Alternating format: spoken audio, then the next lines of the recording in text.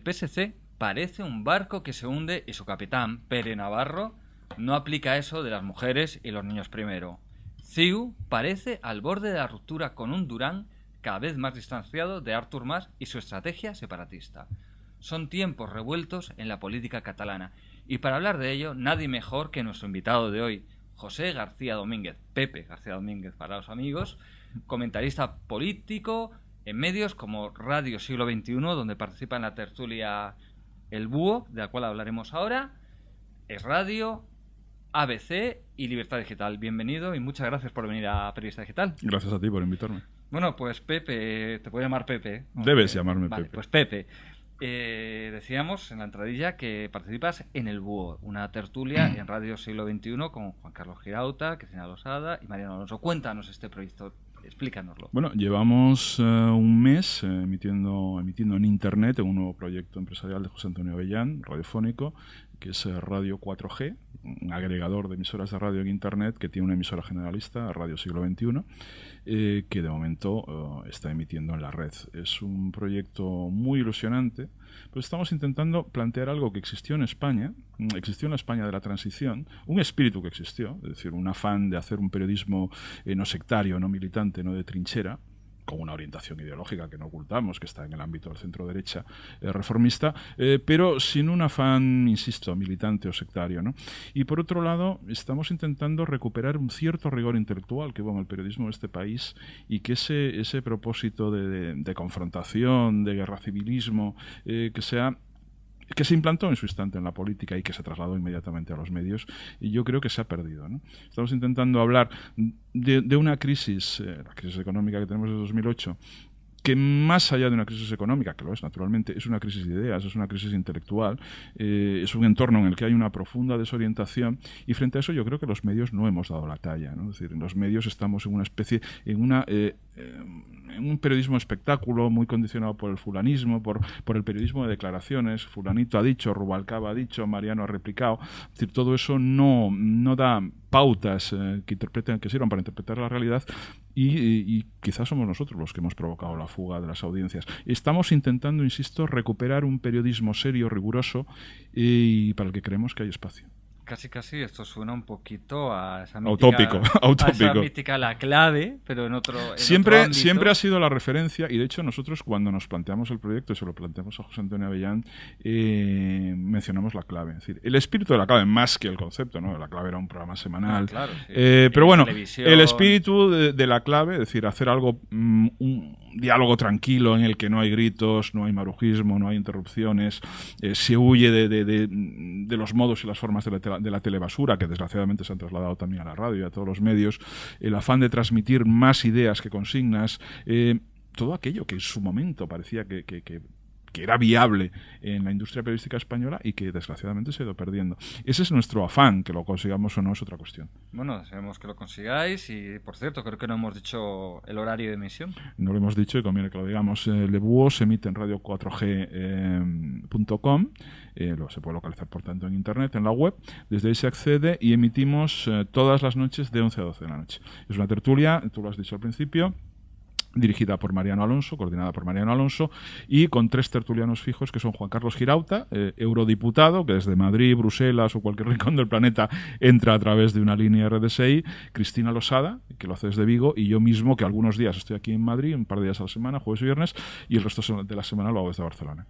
Oye, es importante decir que Juan Carlos Girauta es eurodiputado de Ciudadanos, porque viendo los medios, desde las europeas, parece que solo hay un partido que haya obtenido un buen resultado, que haya sorprendido, cuando de verdad Ciudadanos, 2 eurodiputados, hombre, no son 5, pero 2 es un resultado digno también. A ver, Ciudadanos ha conseguido un resultado, es paradójico, ¿no? Porque ha conseguido un resultado excelente en el conjunto de España, más de 500.000 de votos, contando con unos medios muy precarios, muy rudimentarios, muy elementales. Él me decía...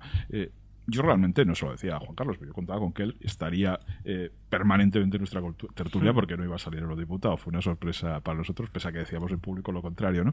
Pero en fin, ellos tenían recursos financieros pues para enviar la papeleta a las casas. Me dijo, no tenemos un duro para publicidad, tenemos dinero justo para enviar la papeleta. Ellos han tenido un resultado excelente en el conjunto de España, no así en Cataluña.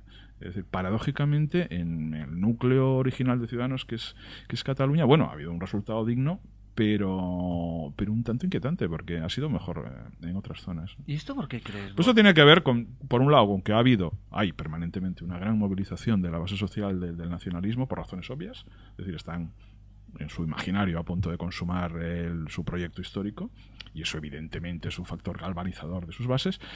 Y en el otro sector, en el sector españolista o constitucionalista, pues no ha habido la misma movilización. Seguramente influye el hecho de que Ciudadanos es un partido de causa única, o es interpretado por parte de su electorado como un partido fundamentalmente cuyo propósito inicial y germinal, para algunos único incluso, es la oposición al proyecto secesionista, al nacionalismo obligatorio que se da en Cataluña. Claro, cuando tú eso lo proyectas en unas europeas y no queda muy claro, desde mi punto de vista, y eso se lo he dicho a Antena, a Juan Carlos también, y a Albert Rivera, no queda muy claro cuál es el posicionamiento ideológico de Ciudadanos en tanto que partido nacional que va más allá de la cuestión catalana. Es decir, ese híbrido ideológico entre la socialdemocracia y el liberalismo, bueno, es quizá un tanto indefinido y no acaba de estar muy claro. Si tú eres un votante de Podemos, sabes que estás votando. Sí. Estás votando antisistema. Estás votando quemar contenedores, desde un punto de vista metafórico, como siempre. Si tú estás votando Vox, aunque ha sido un fracaso, también tienes muy claro que estás a la derecha de la derecha. Ciudadanos, en ese sentido, yo creo que sigue en un terreno de indefinición, no está muy clara cuáles son sus tangencias o sus divergencias con Unión, Progreso y Democracia. Creo que tienen que acabar de definir muy bien el espacio, el posicionamiento electoral del partido. Sí, de hecho, este híbrido del que habla se ve perfectamente en los 2 eurodiputados electos. Javier Nar, situado mucho más cerca de la socialdemocracia, sin duda alguna, y Juan Carlos Girauta, situado en un entorno liberal. Sí, y además se da la circunstancia también paradójica, como decía antes, de que los tres grupos, Convergencia y Unió, bueno, Convergencia, no Unió. Unió es un partido que está en la Internacional Demócrata Cristiana, pero Convergencia, Unión Progreso y Democrática y Ciudadanos van a compartir el mismo grupo que es la Internacional Liberal, lo cual es, en fin, un tanto sorprendente, ¿no? Pero los tres están ahí. Eso da una muestra, ¿no?, cierto, de esta promiscuidad ideológica o esta indefinición generalizada, ¿no? Este caos, cierto caos que hay en cuanto a las ideas políticas en España. Y bueno, ya que seguimos con Ciudadanos, tú decías que los malos resultados o el atasco, ¿no? Ahí en Cataluña, y sin embargo, claro, parecía no tanto que Ciudadanos se iba a comer al PP, al PPC, se iba a comer al PSC. ¿Tú crees que cuando lleguen unas elecciones autonómicas en Cataluña, Ciudadanos va a volver a coger impulso o ha tocado su techo? No va a volver a coger impulso. Vamos a ver, en Cataluña ha habido una situación de tránsito histórico que ha durado desde la transición hasta ahora prácticamente 30 años, en los que existía, es decir, un consenso en torno al catalanismo. Existían dos consensos, uno en torno al estado del bienestar, y eso es lo que hacía del PSC y de la socialvergencia, o sea, de esa confluencia de socialistas y convergentes, el eje vertebrador de la política catalana y ocupar la centralidad, el 80% de las voluntades del censo. Había un consenso muy transversal en torno al estado del bienestar, como lo había en el resto de España, por lo demás. Ese consenso lo ha roto la crisis, es decir, la crisis genera una fractura sociológica en la base de los grandes partidos del sistema porque hay nuevos excluidos. Es decir, la gente que vota a Podemos en gran parte es gente que está excluida, primero jóvenes que están excluidos del mercado laboral porque no consiguen su primer empleo, o empleados o parados de larga duración que se ven al margen del mercado, por tanto al margen del sistema. Y por otro lado tienes una crisis fiscal que te hace insostenible a corto y medio plazo el estado del bienestar tradicional, lo tienes que ir podando. Todo eso genera disidencias. La alternativa al estado del bienestar es el estado del malestar. Y el estado del malestar tiene una traducción electoral inmediata. Lo tienes en el conjunto de España en Podemos, tienes que en Cataluña, por ejemplo, se da algo asombroso. El político más popular es el tal Fernández que le quería lanzar una sandalia, el de la CUP. Ese es el señor más popular, o sea, la gente de la derecha de toda la vida de Barcelona que va a comprar pasteles el sábado para la abuela, cuando le preguntas ¿usted a quién admira? Te dice, no, al tío de la sandalia y de la camiseta, que es un batasuno. De hecho, es un batasuno de facto. Es decir, todo eso indica la gran fractura que está sufriendo la sociedad catalana y española. Por un lado tienes eso, y por otro lado tienes el consenso, el otro gran consenso que existía en Cataluña en torno al catalanismo. El catalanismo era un proyecto identitario, profundamente identitario, con una idea de doble lealtad de doble lealtad nacional, es decir, podían confluir bajo unas mismas siglas que eran las del PSC, por ejemplo, y en parte de Convergencia, una lealtad a la nación española y al mismo tiempo una lealtad nacional catalana. Todo eso podía convivir bajo un mismo proyecto político. Desde que el grueso del catalanismo político opta por romper con España, esa convivencia se hace imposible. Consecuentemente, el matrimonio Unió-Convergencia se tiene que romper más pronto que tarde, y el matrimonio PSC PSC nacionalista, PSOE, también se tiene que romper. Es cuestión de tiempo, pero en fin, pero la fractura ideológica profunda ya se ha dado. En ese sentido, el espacio para Ciudadanos queda ahí. Ciudadanos tiene el espacio que en parte había abandonado históricamente el Partido Popular con sus ententes y sus acuerdos con el nacionalismo catalán y con sus enjuagues madrileños, y por otro lado te queda el gran espacio del votante socialista catalán que se siente español. Y si tú a ese lo abandonas, si el Partido Socialista constantemente está deshojando la margarita de si quiere ser independentista o no, si quiere romper la Constitución o no, si está por el derecho de decidir o no, ahora mismo no lo sabemos. A día de hoy, si me preguntas, ¿el PSC qué es? No lo sé. Y el problema es que ellos tampoco lo saben. Bueno, todo eso crea un espacio para Ciudadanos y ese espacio está ahí. Me acabas de fastidiarnos la siguiente pregunta, lo siento. Que era que tú, que eres un buen conocedor del PSC, que qué panorama se les presenta o qué van a hacer o en qué se van a convertir una vez que Pere Navarro anuncia su retirada. Vamos a ver, el PSC mañana sábado, tiene lo que se llama Consejo Nacional, que es el máximo órgano entre congresos, que tiene que aceptar la dimisión del dimicese de Navarro. A Navarro lo han echado, más que lo ha dimitido. Nombrará una gestora. A estas horas, si me preguntas quién manda en el PSC, te lo puedo decir. Manda a Miquel Iceta, que es un chico que empieza ahora y que solo lleva 40 años en la calle Nicaragua, que es donde está la sede del partido. Miquel Iceta, para que te hagas una idea de quién es, antes hablábamos de Ciudadanos. Ciudadanos, el candidato número 1 a las europeas era Javier Nart. Javier Nart es un hombre que procede del socialismo, no del PSOE, del Partido Socialista Popular de Tierno Galván. Nart era el jefe del Partido Socialista Popular de Tierno en el año 76 del siglo XX, y el jefe de las juventudes era Iceta. Nart, y después tuvo toda una trayectoria vital, fue abogado, estuvo viajando por el mundo, ahora es eurodiputado de Ciudadanos, y Zeta siguió allí, en la sede de la calle Nicaragua, y ahí sigue. Mañana tomará el control del partido. O mucho me equivoco, o mis fuentes nicaragüenses fallan. Él tomará el control del partido, dirigirá la gestora, no será el secretario general, porque tiene demasiada mochila a sus espaldas. Y lo que queda ahora mismo del PSC básicamente son 8 o 9 ayuntamientos, no es nada más el PSC. El PSC siempre ha sido una estructura de poder local, fundamentalmente, y ahora quedan unos cuantos ayuntamientos del Bajo Llobregat. El más importante, el de Hospitalet, el de Santa Coloma de Gramenet, que lidera Nuria Parlón, una de las hipotéticas posibles candidatas, y es eso, son 8 o 9 alcaldes muy asustados, porque temen que en las municipales se les pueda acabar ese poder local. Si se acaba ese poder local, y en parte se tiene que acabar, por ejemplo, corren grave peligro de perder Hospitalet. Hospitalet es la segunda ciudad de Cataluña y la quinta de España. Ciudadanos está a punto de conseguir la mayoría. Además ha subido el equipo del Hospitalet. El presidente del equipo de fútbol es el candidato de Ciudadanos. Corren grave riesgo de perder. Es decir, es un partido en proceso de disolución. Mira, nosotros en el Búho hace un par de días entrevistábamos a Joaquim Coy. Joaquim Coy es el portavoz de Sociedad Civil Catalana. Sociedad Civil Catalana, que es una plataforma transversal que defiende los valores constitucionales en España. Cuando yo conocí a Joaquim Coy, lo conocí hace más de 25 años, cuando yo lo conocí, él era el jefe de las Juventudes Socialistas en Barcelona.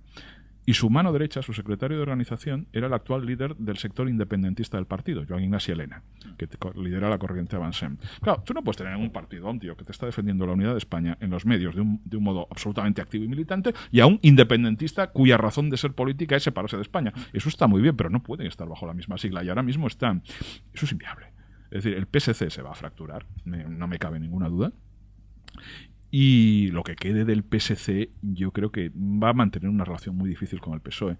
Lo que se me dice de cuáles son las tendencias dominantes a día de hoy en la calle Nicaragua y que por eso son elementos que han provocado el dimicese de Navarro, es que el propósito es retornar al compromiso que había en el programa electoral. El Partido Socialista se presentó a las elecciones con un compromiso, con el mayor error, con el pecado original de Pere Navarro, que es asumir el derecho a decidir. Pero Navarro dice, no, pongo por escrito en el programa electoral lo del derecho a decidir. Después todo este impasse de 2 años y medio ha sido a ver cómo me desdigo de eso. A ver cómo disimulando. Entonces hay una reunión del Consejo Nacional que se dice, bueno, lo haremos, pero si es legal. Lo cual quiere decir, no lo haremos, pero claro, pero lo haremos. Pero esa ambigüedad. Bien, lo que se me dice es que el propósito de los nuevos dirigentes que se están dispuestos a sustituir a Navarro es volver a las andadas, volver a recuperar la idea del derecho a decidir, lo cual significa legitimar el proceso secesionista en Cataluña. Y, al mismo tiempo, esas contradicciones cantinflescas permanentes del PSC, es decir, aceptamos el referéndum, por tanto aceptamos romper con la Constitución y la legalidad española, y al mismo tiempo recomendaremos votar no, lo cual es surrealista, ¿no? O sea, el sí pero no permanente del PSC. No te extrañes que pierdan, que tengan grietas por todos lados, por la derecha, por la izquierda, por un lado y por otro. Pero eso también, esa estrategia, digamos, de radicalización hacia el derecho a decidir, aunque digan que no y tal, eso no es un poco suicida en términos electorales. Es que, a ver, el PSC es un partido catalanista. Siempre ha sido un partido catalanista. La cuestión está en que el catalanismo histórico no era independentista. Era ambiguo, pero no era independentista. Durante mucho tiempo pareció que era compatible desde posiciones catalanistas mantener esa doble fidelidad nacional, que eso era viable. Yo nunca lo creí. Pero bueno, desde sectores del catalanismo de izquierda se entendía que eso era posible en el momento en el que el grueso del catalanismo político y su fidelidad primera es al catalanismo. Desde el grueso del catalanismo político opta por el independentismo, por la idea explícitamente secesionista, el PSC deja de tener sentido. Es decir, bueno, es una sigla que tiene fecha de caducidad como los yogures. No hay nada que hacer. O sea, si tú eres catalanista, tienes que estar en el proceso de ruptura con España, y si no te vas, que es lo que está ocurriendo. Y otro partido, bueno, una coalición que está al borde de la ruptura, o eso parece, si seguimos lo que se está publicando en los medios, es CiU. Duran y Lleida va a cumplir su amenaza, va a presentarse por separado de Artur Mas, de Convergencia. ¿Qué va a pasar con esa doble casa? Vamos a ver, otro de los tópicos, de los lugares comunes, de esas verdades que todo el mundo da por evidentes y que están muy lejos de serlo, es la idea de que Convergencia Democrática de Cataluña es la expresión política de la burguesía catalana. Es decir, eso es un tópico muy aceptado en Madrid, yo creo que muy influido por la literatura y por la saga de los ríos y por aquellas películas y series de televisión de los 70 y de los 80. Entonces, no, esto es la burguesía catalana, esto es la derecha. No es verdad. O sea, Convergencia Democrática de Cataluña nunca ha sido el partido de la burguesía catalana. Jordi Pujol no es un representante de la burguesía catalana, igual que no lo es Artur Mas. La burguesía catalana es un grupo social menguante, bastante decadente, que tuvo en su momento un protagonismo, tuvo una voluntad de ser clase hegemónica y de tener una influencia política en Cataluña y en España. Eso lo hacen en tipos de la Lliga regionalista, de Cambó, pero es que no hay una herencia directa de Convergencia en relación a Cambó y a la Lliga. Pujol nunca ha sido Cambó ni ha querido ser Cambó. Convergencia, fíjate que tiene un nombre raro, Convergencia Democrática de Cataluña, un nombre extraño. ¿Por qué no se llamaron la Lliga cuando el PSOE, por ejemplo, decide recuperar unas siglas muertas? Sí. Porque vindican esa tradición histórica del socialismo español? ¿Por qué Convergencia no lo hace? Por una razón muy simple, porque Jordi Pujol no quiere ser el heredero de la tradición de la Lliga. La Lliga es un regionalismo genuino que no quiere romper vínculos con España y que tiene esa idea de la España grande. Ellos quieren dirigir España, pero no quieren ser España, quieren mandar en España. Y Cambó siempre quiso mandar en España, pero desde la lealtad a España. Lo de Pujol es otra cosa. Lo de Pujol es algo que se parece más a un movimiento que a un partido. Se parece más a un movimiento porque es muy transversal desde el punto de vista sociológico. Es decir, tú te miras, el gran partido de masas de Cataluña siempre ha sido Convergencia. Es decir, tiene muchos más. La izquierda tenía la leyenda de que ellos eran el partido obrero y que las masas estaban ahí. No, las masas siempre estuvieron en Convergencia y siguen estando. Es un partido que agrupa desde sectores de la payesía, desde el campo, hasta capas medias profesionales, pequeños empresarios, multitud de grupos sociales, a veces con intereses económicos que no tienen por qué ser confluyentes, pero que tienen un vector, un eje vertebrador, que es el nacionalismo, la idea de la construcción nacional catalana. Convergencia es eso. Por tanto, Convergencia no es el partido de la derecha, es el partido de la construcción nacional. Unió no es lo mismo. Unió sí es un partido muy influido por los lobbies económicos, siempre ha tenido en su ADN la vocación de ser un interlocutor de determinados intereses económicos catalanes en Madrid. Cataluña no deja de ser el 18% del Producto Interior Bruto español. El 18% del PIB tiene que tener un señor con un maletín en Madrid que vaya a los despachos y a los ministerios y que arregle cosas y que negocie decretos ley y que gestione intereses concretos. Y eso además es legítimo, que sea así. Por tanto, ese afán de lobby, de intermediario catalán en Madrid, ese afán ha estado siempre mucho más representado por Unió que por Convergencia. Convergencia está otra cosa. Es decir, durante mucho tiempo han podido convivir, igual que han podido convivir las tendencias del PSC, unos construyendo la nación y otros arreglando los asuntos del dinero en Madrid, en los despachos discretamente. Pasa lo mismo que en el caso del PSC. En el momento que dices, bueno, ahora ha llegado la hora de la verdad, de la fractura, el matrimonio se tiene que disolver. Mi impresión, mi intuición, es que va a haber divorcio de verdad entre Convergencia y Unió, y que Unió contra lo que alguna gente me dice en Madrid, no creo que vaya a tener algún tipo de entente con el Partido Popular en Cataluña. Las siglas del PP están demasiado estigmatizadas en los ambientes catalanistas de Cataluña como para que pueda haber un acuerdo en ese sentido, un acuerdo electoral, y yo creo que no es descartable un acuerdo con lo que quede del PSC. Es decir, ese proyecto de tercera vía, si en el PSC acabaran imponiéndose, o también, insisto, en lo que quede del PSC, porque ahí habrá una ruptura, pero si digamos queda ese proyecto de tercera vía tan difuso, tan indeterminado, tan impreciso, que pasa por un proyecto de reforma constitucional que tampoco nadie sabe muy bien por dónde va, yo creo que ahí podrían confluir Unió y el PSC. Oye, ahora que hablar de la figura del maletín, que entendemos que sin... No, yo entendía que no, solo había documentos oficiales en el maletín. Pero puede haber de todo, sí. Sí.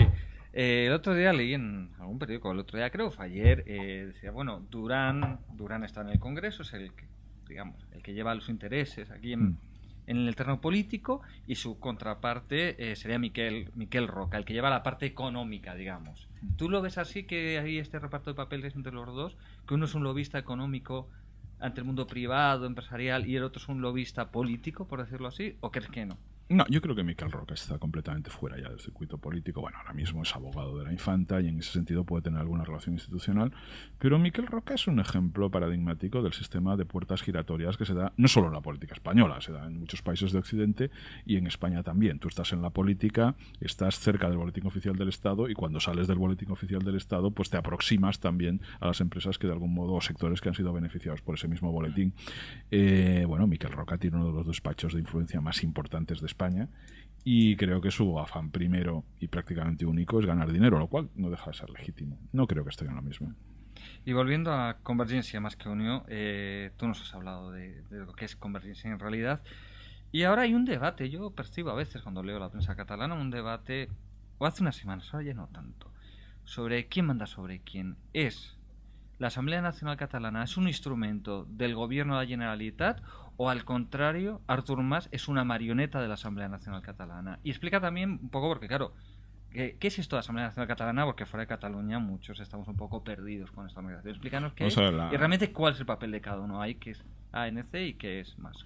La Asamblea Nacional Catalana es una plataforma de agitación callejera, de agitprop popular, en torno al mal llamado derecho a decidir. En ese sentido es una organización unitaria de los partidos nacionalistas que agrupa, que coordina su militancia de base, ¿no? Naturalmente tienen mayor presencia militante, agitativa, los grupos más a la izquierda, por el tipo de composición que tienen los partidos, o sea, la gente de Esquerra Republicana de Cataluña, de la CUP, de la Candidatura de Unidad Popular, y también hay gente de Iniciativa per Catalunya, pero básicamente es gente de Convergencia, de Esquerra y de la CUP, mucho más radicales, consecuentemente, los de Esquerra y CUP. Ese es el papel de la ANC, bastante parecido a lo que fue en su momento la Crida, la Solidaritat. Recuerda que la Crida es una plataforma nacionalista, también transversal, que se articula también desde Convergencia después del atentado contra Federico Jiménez Los Santos. Contra Jiménez Los Santos se hace un atentado, recibe un tiro, hay un movimiento de solidaridad, de vindicación del bilingüismo, ya ves, ¿no? Se está hablando, oiga, dejen dar unas horitas en castellano en los colegios. Ese era todo el elemento anticatalán y subversivo que planteaba el manifiesto famoso de los 2300. Se intenta acallar cualquier resistencia al nacionalismo obligatorio, y de ahí surge la Crida. La ANC, con todas las distancias, es una plataforma parecida, una plataforma de agitación callejera que también, entre sus objetivos no confesos, está el acallar la disidencia. En Cataluña la disidencia siempre ha tenido problemas. No es verdad que Cataluña sea una dictadura, pero es, digamos, que la calidad democrática es muy baja en Cataluña. Por tanto, el afán de acallar al disidente es permanente. Fíjate que los nacionalistas siempre hablan en nombre de Cataluña. Yo nunca veo a Mariano Rajoy hablar en nombre de España. Cuando él va al Parlamento habla en nombre del Partido Popular. No dice España ha decidido no sé qué. No, el gobierno y el Partido Popular, Artur Mas o cualquier nacionalista dirá nosotros los catalanes. O sea, quien no es nacionalista no es catalán, y eso lo tienen muy interiorizado.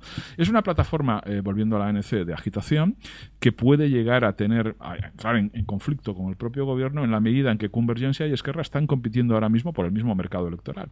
Es decir, en la medida en que se ha radicalizado Convergencia, claro, están en el mismo ámbito. Y ahora mismo quien tiene la hegemonía social es Esquerra, no Convergencia. Y entonces... Bueno, han creado un monstruo de Frankenstein, como tantos, claro. Artur Mas, y ahora, bueno, tú hables la caja de Pandora e intenta cerrarla, si puedes. Claro, o sea, que al final ha cobrado vida propia, entonces realmente no es que uno deja al otro, sino que ahora están recomponiendo los...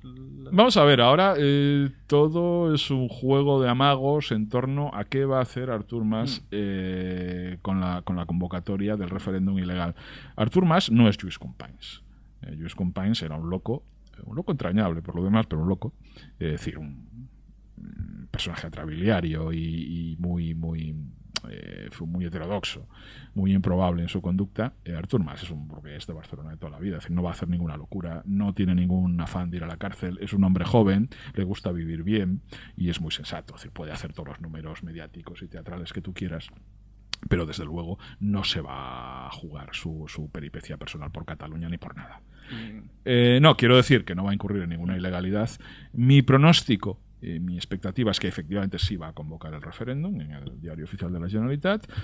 Acto seguido el gobierno lo recurrirá ante el Tribunal Constitucional, al día siguiente el Constitucional lo anulará y en ese momento le quedan dos alternativas, o salir al balcón y montar un número a lo Lluís Companys o a lo Macià, no lo hará, o adelantar las elecciones y decir, señores, vamos a un proceso plebiscitario, en la medida en que el victimismo es siempre. España no nos permite votar y es intolerante.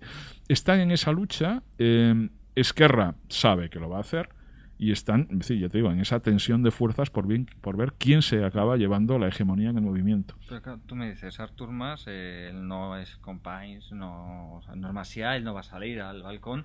Pero claro, la pregunta es, ¿y si hay elecciones, gana Esquerra Republicana, Junqueras, saldría al balcón de la Generalitat a proclamar la República o qué haría? Vamos a ver, a mí Junqueras siempre me ha parecido eso que se llama un bon noi en Cataluña, ¿no? Es un chico de misa, ayudaba en misa y eso está muy bien. Quiero decirte que también tiene ese perfil un poco kumbaya que decimos allá. Tampoco es que sea Garibaldi, pese al aspecto que tiene. Sus bases sí son bastante descerebradas en ese sentido. Correríamos el riesgo teórico de que un Junqueras presidente de la Generalitat tiene un problema. Junqueras para ser presidente de la Generalitat, todas las catas demoscópicas te dan más o menos un empate técnico. Ganará Esquerra, hipotéticamente, pero por poco a Convergencia. Es decir, para gobernar necesitaría la entente de Convergencia y tenemos que saber cuál es el peso de Unió divorciada de Convergencia. Esto es uno de los grandes misterios de la humanidad. ¿Cuánto factura Unió? Bueno, no se ha presentado jamás a unas elecciones.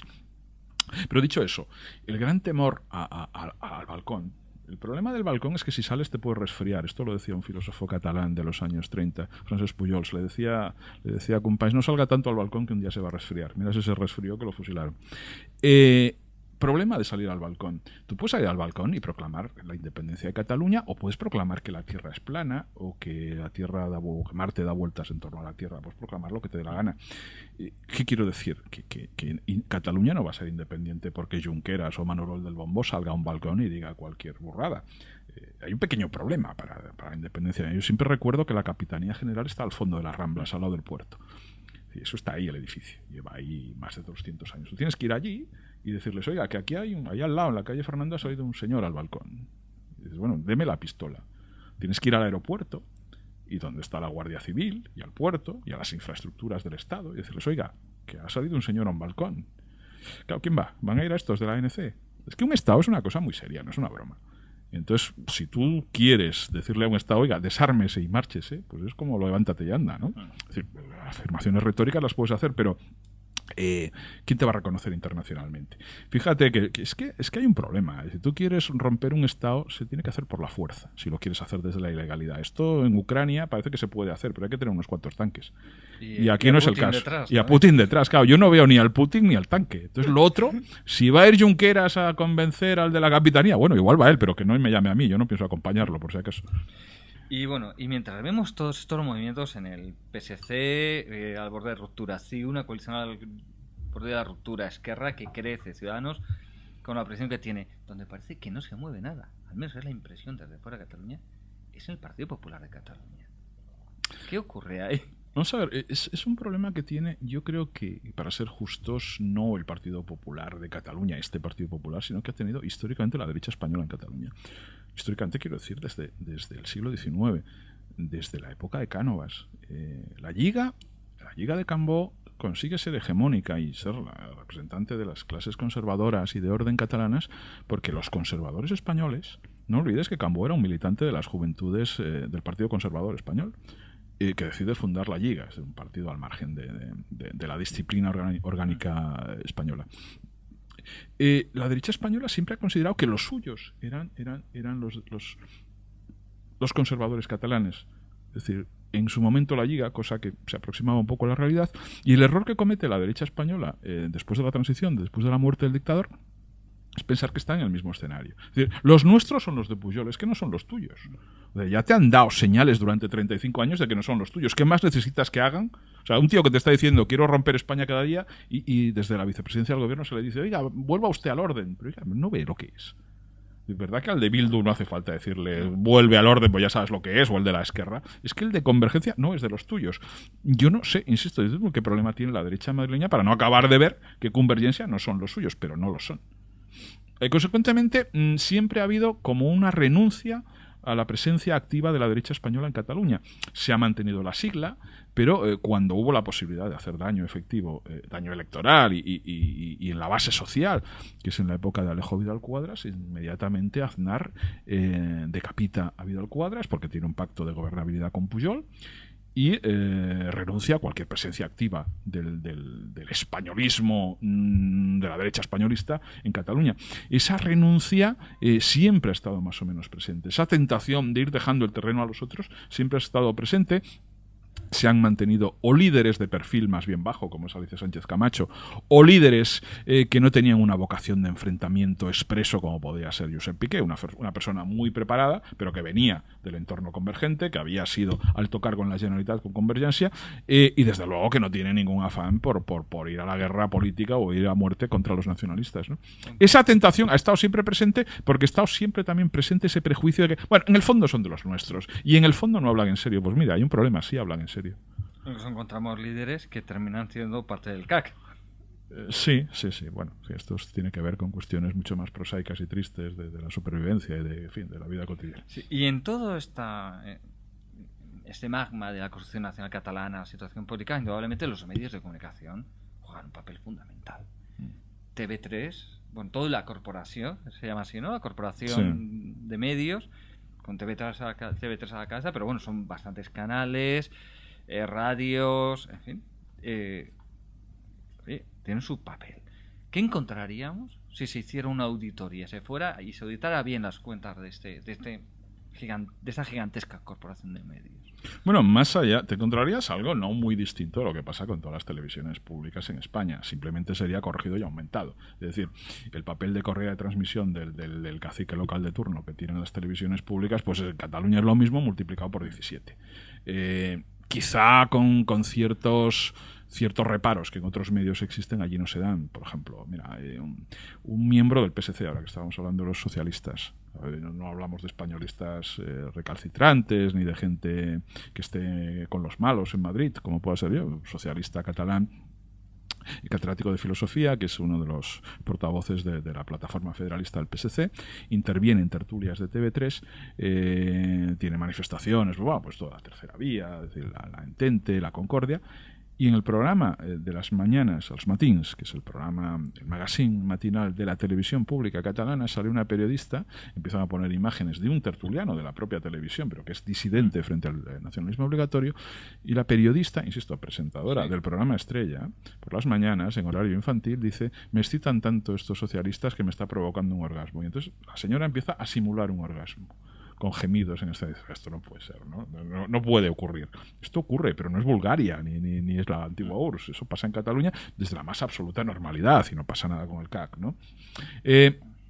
Hay una cuestión que hace distinto el espacio comunicacional catalán, que pues ya se refieren a eso como una cosa separada. Y además subvenciones para... Sí, pero al margen de las subvenciones hay, digamos, que una mentalidad muy dominante en Cataluña y muy dominante entre los periodistas y entre los profesores y entre esa gente, entre esos intermediarios que influyen en la cosmovisión de la gente, que tiene que ver con eso que te decía al principio de la entrevista. Es decir, tú, no sé, aquí en Madrid, por ejemplo, puedes tener ideas contrapuestas en relación a cuál debe ser el proyecto de país, pero un socialista y un militante del Partido Popular tienen muy claro que El uno es español y el otro también. Pueden discutir en cuanto a su modelo de sociedad, pero no en cuanto a su naturaleza y a su ser español. Eso en Cataluña no ocurre. O sea, yo para un nacionalista no soy catalán, yo soy un enemigo de Cataluña. ¿Por qué? Porque si tú eres catalán, necesariamente tienes que ser nacionalista. Es decir, no es una opción ser nacionalista. De la catalanidad lleva asociado la condición de nacionalista. El nacionalismo no es una ideología, el nacionalismo es una aceptación del hecho catalán, que definen ellos además. Consecuentemente, si tú no eres nacionalista catalán, eres anticatalán. Y un señor un señor que es antiespañol, yo puedo lanzar ciertos improperios, ¿no? Porque es una actitud muy, muy lamentable. Alguien que es enemigo de España. Es decir, alguien que tiene una ideología distinta no se le insulta. A un enemigo de España a lo mejor sí es legítimo insultarlo o simular un orgasmo para ridiculizarlo en una televisión pública. Y eso es lo que pasa. Es decir, el nacionalismo tiene un problema, no es democrático. Es decir, si tú rascas bajo la superficie, bajo la apariencia, no es democrático. Es decir, la democracia se basa en el principio de la ciudadanía. El nacionalismo se basa en el principio de la identificación, de la acepción de una identidad, que nadie es una categoría metafísica. Oiga, ¿qué es la identidad? Pregúnteselo a Platón, ¿no? Te lo dicen ellos, ¿no? La identidad, te saca una lista. La identidad es esto, y como tú no cumples el punto 7, 8 y 9, eres un enemigo de Cataluña. Consecuentemente, podemos hacer contigo lo que nos dé la gana. Y eso es lo que ha envenenado la sociedad catalana y lo ha hecho que las mejores cabezas pues vivan en Madrid, por ejemplo. Es decir, Boadella no es un catalán para ellos. Boadella es un tío que es un enemigo de Cataluña. Eso se compadece poco, ¿no?, con una sociedad democrática occidental medianamente civilizada, pero eso tristemente es Cataluña. Y me llama la atención la nota del orgasmo, sobre todo porque me ha dicho que es en las matins, perdona, yo no hablo catalán, las mañanas. Yo no hablo catalán, con lo cual si destrozo la pronunciación te pido disculpas. Claro, las matins, si mal no recuerdo, durante muchos años fue el presentador estrella de la televisión en Cataluña, lo presentaba Cuní, que hoy está en la televisión del Grupo Godó, y televisión en la cual ha llegado una de sus tertulias, cuando sus contertulios estaban discutiendo, decirles, bueno, educación, porque no somos una televisión española. Sí, bueno, pero... Entonces, que un orgasmo es una muestra de educación. Bueno, es decir, Cuní puede decir lo que quiera en una televisión propiedad de un grande de España, como es el Conde de Godó. Pueden decir que no es una televisión española, allá el que le paga, ¿no? Creo que le paga muy bien, además.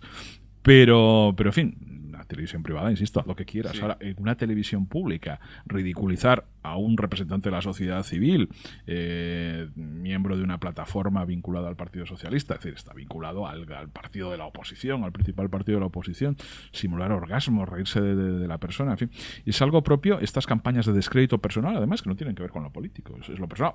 Por ejemplo, por citar otro ejemplo muy reciente, Pere Navarro, que acaba de irse yo creo que se ha ido de la política, no de la presidencia, de la secretaria general del PSC. Pero Navarro, como sabes, así fue objeto hace mes y pico de una agresión un tanto extraña, que no quedó clara, de una mujer que le da un puñetazo en su pueblo, cuando estaban asistiendo a un bautizo. Bien, circunstancia que hubiese provocado por lo menos una cierta prudencia en cualquier otro sitio. Sí. Ya no sabemos qué ha pasado ahí. Un político ha sido agredido, eso es lamentable. Ahí hubieran quedado las cosas en Madrid o en cualquier otro lugar civilizado. Pues bien, en Cataluña él comete la imprudencia de decir, yo creo que esta agresión está vinculada a la crispación social que hay en Cataluña, cosa evidente. Una persona con la relevancia social y mediática de Xavier Sala y Martí, premio de Economía de la Comunidad de Madrid, entre otros galardones, premio Juan Carlos, creo que es de Economía, sale en una televisión y dice, bueno, este señor, en fin, es un don nadie, estamos hablando del jefe de la oposición en Cataluña, y yo creo que debe callarse porque la que lo ha agredido es su amante. O sea, esto es tremendo, ¿no? O sea, ¿cómo se puede decir esto? Y lo dice de un modo despectivo, ¿no? Puedo decir, te ha pegado. Yo puedo decir aquí, el señor Sala y Martín tiene un amante que se llama fulanita, y ahora pones el ruido ese que se pone en la televisión, y por eso dice idioteces y se pone esas chaquetas absurdas. Es decir, es una falta de respeto intolerable en cualquier lugar. Que dices, bueno, ¿y al señor Sala y Martín tiene alguna consecuencia laboral? ¿Dejan de invitarlo a hacer el payaso en las televisiones porque está insultando al jefe de la oposición en esos términos tan intolerables? No, se le ríe la gracia. Eso, ese clima de incivilidad solo se da en Cataluña. Por desgracia, pero es así. Ya hemos nombrado al Conde de Godó y a este grande de España. Parece que cuando cambia el director, sale José Antich de La Vanguardia, sale José Antich, entra Marius Carol, se comenta, bueno, Marius Carol es un hombre más cómodo para Mariano Rajoy, alejado del nacionalismo, se está alejando La Vanguardia del independentismo, y además es un hombre cómodo para bueno, es amigo del rey, se dice, del todavía rey, le quedan pocos días. Sin embargo, cuando uno lee La Vanguardia, sigue manteniendo como firmas muy destacadas por ejemplo, a dos independentistas tan próximos como Artur Mas, porque además son personas muy cercanas a él, como son Pilar Rahola y Francesc Marc Álvaro. ¿Está jugando un doble juego La Vanguardia o estos que quieren Vamos a ver, es la pluralidad? La Vanguardia es una empresa cuyo horizonte primero y último es ganar dinero. Bueno, en ese sentido han entendido el concepto de economía de mercado mejor que nadie. Si tú repasas la historia de La Vanguardia, hay una historia que escribió un director de los años 30, que se llama así, Historia de la Vanguardia, es muy interesante. La Vanguardia, La Vanguardia que era portavoz de los caciques del Partido Liberal de la Restauración. Ahí los Godó originarios tienen un pequeño panfleto que empiezan a hacer mucho dinero con las esquelas. La Vanguardia era un periódico, el único periódico que le podías comprar toda la portada para una esquela. Se te moría el gato, se te moría la suegra, entonces te alquilaban toda la portada. Esto era fantástico, ¿no? A partir de ahí hacen una inmensa fortuna gracias a las esquelas. Eso acaba convirtiéndose en el gran diario catalán, siempre con una vocación de hacer dinero, y el dinero en España, en muchos sitios, pero especialmente en España, se hace estando cerca del poder. Eso significa que la Vanguardia ha sido entusiasta de todos los dictadores que ha habido en este país, particularmente de don Francisco Franco, también lo fue de Primo de Rivera, fue entusiasta de la Restauración, es entusiasta del independentismo y será entusiasta de meter en la cárcel a los independentistas llegado el momento. Es decir, la Vanguardia en ese sentido no tiene ningún problema de adscripción ideológica. Ahora mismo sí parece que ha hecho un giro editorial.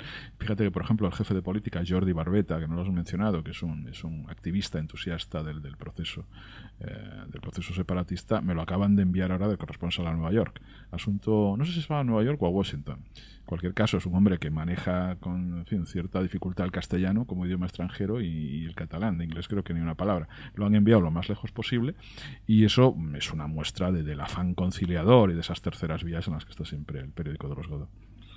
Bueno, pues yo creo que aquí podemos llegar al punto final, porque además tienes que coger un tren de vuelta a Barcelona. Sí, vuelvo al Oasis dentro de media hora. Así que tampoco quiero provocar que lo pierdas y tengas que quedar un día más en Madrid. Así que me encantaría, por lo demás. Sí, pues Pepe, muchísimas gracias por haber venido a Periodista Digital y encantador de redes de cuando quieras, por supuesto. Pues, y mucha suerte, muchísima suerte con el búho. Oye, muchas gracias.